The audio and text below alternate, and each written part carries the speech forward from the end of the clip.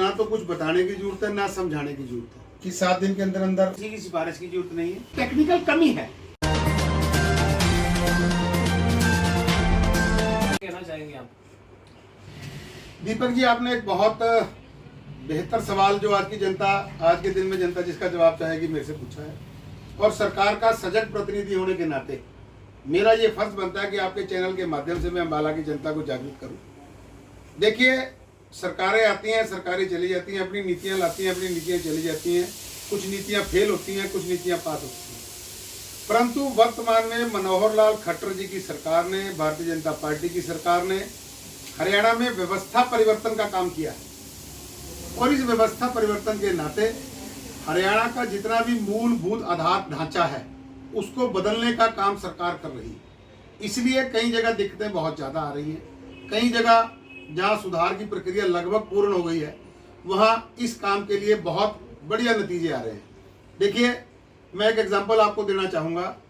मेरा एक मित्र है, उनकी बिटिया कनाडा में पढ़ती है, उसकी पीआर के लिए वो मेरे पास आया कि इसकी पीआर करानी है, पुलिस वेरिफिकेशन करानी है। तो जी आप सरकार में हो, आप एसपी साहब को फ़ोन करा दो, एसएचओ को फ़ोन करा दो, मेरा ये काम जल्दी हो जाए ताकि मुझे दिक्कत ना हो। तो जब हम एसपी कार्यालय गए तो उन्होंने कहा जी इसके लिए आपको किसी की सिफारिश की जरूरत नहीं है, किसी को मिलने की जरूरत नहीं है, किसी को कहने की जरूरत नहीं है। ये सरकार का ऑनलाइन पोर्टल है, इस पोर्टल पे जितने डॉक्यूमेंट्स चाहिए मांगे गए हैं, आप उन डॉक्यूमेंट को सेल्फ अटेस्टेड करके डाल दें और उसके बाद आप निश्चिंत होकर अपने घर चले जाएं। दीपक जी, आप यकीन मांगेंगे, पुलिस विभाग जो हरियाणा में सबसे ज़्यादा बदनाम विभाग है, मैं क्षमा मांगते हुए पुलिस अधिकारियों से कह रहा हूँ, क्योंकि लोगों को ये लगता है कि पुलिस बिना पैसे लिए कोई काम नहीं करती। परंतु आप यकीन मानेंगे कि 72 घंटे में मेरे उस दोस्त को घर बैठे ऑनलाइन पर पुलिस वेरिफिकेशन आ गई, जिसकी वजह से आज उसकी बिटिया की कनाडा में पीआर हो चुकी है। तो ये वो व्यवस्था है जो मनोहर लाल जी की सरकार कर रही है।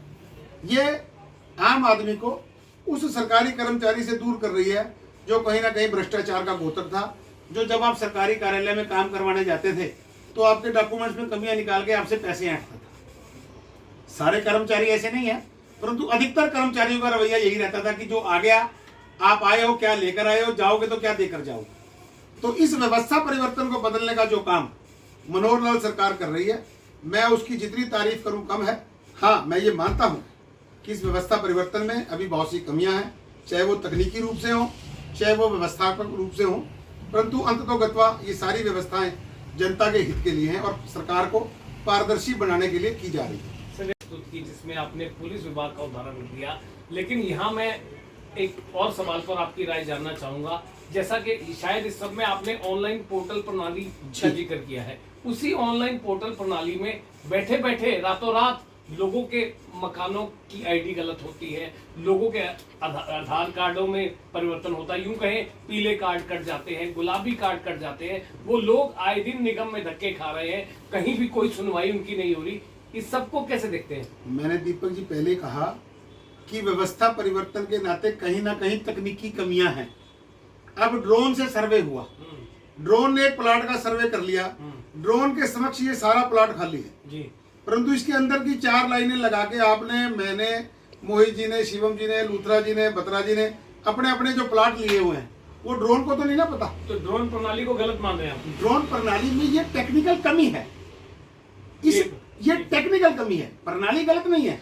अगर हम मैन्युअली इस काम को करेंगे तो हमें तो कई महीने कई साल लग जाएंगे, जबकि ड्रोन की व्यवस्था से उस काम को हम कुछ दिनों में कर सकते हैं। परंतु कहीं ना कहीं इस सारी व्यवस्थाओं को चेक करने के लिए सरकार का जो मेथड है वो इजी होना चाहिए। मैंने पहले कहा कि व्यवस्थाओं में कमियां हैं, कुछ तकनीकी कमियां हैं, कुछ अधिकारियों में कमियां हैं, जो इन व्यवस्थाओं को लागू होने देना ही नहीं चाहते। नहीं मानते हैं आपके आए दिन नगर निगम में लोग परेशान घूम रहे हैं, एनडीसी का एक मुद्दा हो या यूं कहें प्रॉपर्टी आईडी को लेकर काफी लोगों में नाराजगी चल रही है, और जाहिर सी बात है आप जनप्रतिनिधि हैं, आपके पास भी शिकायतें आती होंगी और आपको भी लोगों की शिकायतों के सिलसिले में नगर निगम जाना होता है। इस सब में क्या कहना चाहिए? मैं इस बात को स्वीकार करने में कहीं हिचक नहीं रहा कि इन व्यवस्थाएं परिवर्तन में हमें दिक्कत आ रही है। उसमें कई तरह की दिक्कतें हैं। पहली, लोगों को इन व्यवस्थाओं की आदत नहीं। लोग आज भी ये बात मानते हैं कि जब तक मैं क्लर्क के पास जाकर उसको अपने कागज देकर और कहीं ना कहीं दिमाग में भी उसकी मुट्ठी गर्म ना कर दूं, सुविधा शुल्क ना दे दूं, तब तक मेरा काम सही ढंग से नहीं होगा। ये जो लोगों की मानसिक स्थिति है, इसकी वजह से भी दिक्कत आ रही है। ऑनलाइन पोर्टल पर काम होने के बाद भी लोग वहां पता करने जाते हैं कि मेरा ये काम ठीक तो है ना जी, इसमें कोई गड़बड़ तो नहीं है जी, कल मैं देखूं तो मुझे कोई दिक्कत तो नहीं आएगी। तो लोगों की ये मनस्थिति इस सारी व्यवस्था परिवर्तन में बहुत बड़ी बाधक है। एक दूसरा, मैंने फिर कहा कि तकनीकी रूप से कहीं ना कहीं कुछ पोर्टल्स में थोड़ी बहुत कमियां हैं। जैसे जैसे उनके शिकायतें आती हैं, सरकार उन शिकायतों को दूर करते हुए उन पोर्टलों को और अधिक बेहतर बना रही है। और आज की जो ये सरकार है, ये व्यवस्थाओं को बहुत जल्द बदलेगी और इससे आने वाले समय में हरियाणा की जनता का जो जीवन स्तर है वो पहले से बहुत अधिक बेहतर और ऊंचा होगा। सुदेवा जी, चलिए गार्बेज टैक्स की ही बात करूंगा। आपने कहा कि ये जो आपने अभी पत्र जारी किया है, जिसमें आपने अति शीघ्र से इस त्रुटि को, भ्रम की स्थिति को दूर करने की बात कही है, क्या कुछ ऐसा प्रावधान भी है जो लोग अज्ञानतावश ये टैक्स भर चुके हैं उसकी वापसी इन लोगों को वो रकम मिलेगी? देखिए, मेरा पहला प्रयास यह है कि इस सारी प्रणाली में जो त्रुटि है पहले उसको दुरुस्त किया जाए। जब हम उस पड़ाव को पार कर लेंगे तो फिर मेरा ये प्रयास रहेगा कि अज्ञानतावश या जिस भी कारण से अगर कुछ लोगों ने पैसे भर दिए हैं तो उनको मैं वापस दिलवाने का भी प्रयास करूँ। और हमारे दर्शकों को बता दें कि सर्वप्रथम इंटरव्यू सदेवा जी से ही हमने बातचीत की थी पिछले माह 14 सितंबर को, और ये इंटरव्यू हमने नगर निगम कार्यालय में लिया था। 31 तारीख की बात है, क्षमा चाहूंगा, 14 को दूसरा था। सदेवा जी, चलिए, बहुत जल्द चुनावों की प्रक्रिया भी होने वाली है। कल ही राजेश मेहता फाइनेंस कमेटी के पद से इस्तीफा देते हैं, कहीं उठापटक लगातार जारी है। क्या लगता है अम्बाला शहर की राजनीति का क्या कुछ होने वाला है? देखिए, बड़ी स्पष्ट बात है, अम्बाला की जनता जागरूक है, पढ़ी लिखी है। उनको ना तो कुछ बताने की जरूरत है ना समझाने की जरूरत है। वो पार्टियों को, पार्टी के नेताओं को, उस पार्टी की नीतियों को अच्छी तरह से समझती हैं, जानती हैं, और उनको पूर्ण तरह से पता है कि किस पार्टी की नीतियां क्या हैं और इस पार्टी का नेता कौन है। तो वर्तमान में देखिए, मैं भारतीय जनता पार्टी का कार्यकर्ता हूं, जिम्मेदार कार्यकर्ता हूं, और पूरी जिम्मेदारी से मैं ये कह सकता हूं कि आज की स्थिति में केंद्र में माननीय मोदी जी, प्रदेश में माननीय मनोहर लाल खट्टर जी, और इनकी भारतीय जनता पार्टी का हमारा जो संगठन जेपी नड्डा जी और ओम प्रकाश धनखड़ जी, जो संगठनात्मक और सरकार की मिली भगत से, आपस में मेल जोल से जो सरकार नीतियां बना रही है, वो निश्चित तौर पर जनता को लाभ देंगी और जनता की हितकारी हैं। इसलिए जनता फिर से केंद्र में भी और हरियाणा में भी तीसरी बार भारतीय जनता पार्टी को चुनेगी। तो ये है भारतीय जनता पार्टी के दिग्गज नेता, मनोनीत नगर निगम सदस्य संदीप सिंहदेवा, जिन्होंने स्पष्ट कर दिया है कि अति शीघ्र सरकार को गार्बेज टैक्स के प्रति जो भ्रम है उसे दूर करना होगा, वरना कि 7 दिन के अंदर अंदर इसी सारे भ्रम की स्थिति को स्पष्ट करें, ताकि अम्बाला की जनता को ये पता लगे कि ये टैक्स किस चीज़ का है, किस कारणों से है और कैसे दिया जा रहा है। जो पत्र मेरे पास उपलब्ध है उसके अनुसार नगर निगम गार्बेज टैक्स केवल उसी साल से ले सकती है जिस साल ये जनता से मांग करे।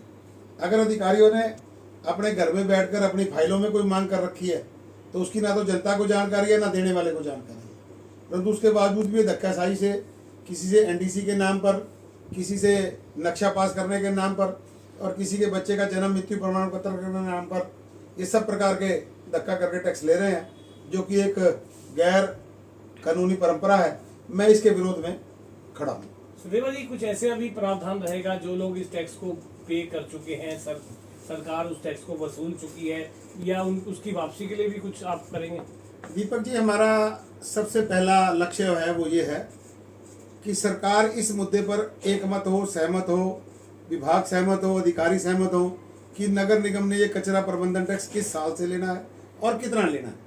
उसके बाद ये दूसरा इशू जो इसी सवाल से जुड़ा हुआ है कि जो लोग दे चुके हैं, चाहे तो नगर निगम ने उनसे डरा के, धमका के, उनकी मजबूरी का फायदा उठा के लिया है या जैसे भी उनसे अड़ा के लिया है, तो उसके विषय में लड़ाई फिर लड़ी जाएगी। फिलहाल पहली लड़ाई है कि ये किस आधार पर कितने साल का लिया जाना है और क्यों लिया जाना है, उसकी स्पष्टता अभी तक नहीं है। सदेवा जी, जन प्रतिनिधि हैं आप, निगम पार्षद हैं, एडवोकेट हैं, कई संस्थाओं से जुड़े हैं, लगातार जनहित के, समाज सेवा के कार्य में अग्रणी भूमिका में रहते हैं, लेकिन निगम की ही प्रणाली है एनडीसी, प्रॉपर्टी टैक्स, जिसको लेकर आए दिन लोगों को परेशान होना पड़ता है, या यूं कहें लोग काफी समय से धक्के खा रहे हैं निगम में। इस सब के बारे में क्या कहना चाहेंगे? देखिए, माननीय मनोहर लाल खट्टर जी की सरकार व्यवस्था परिवर्तन के नाते हरियाणा की जितनी भी व्यवस्थाएं उनमें मूल चूल अमूल परिवर्तन कर रही है और बहुत से लोगों को ये व्यवस्थाएं रास नहीं आ रही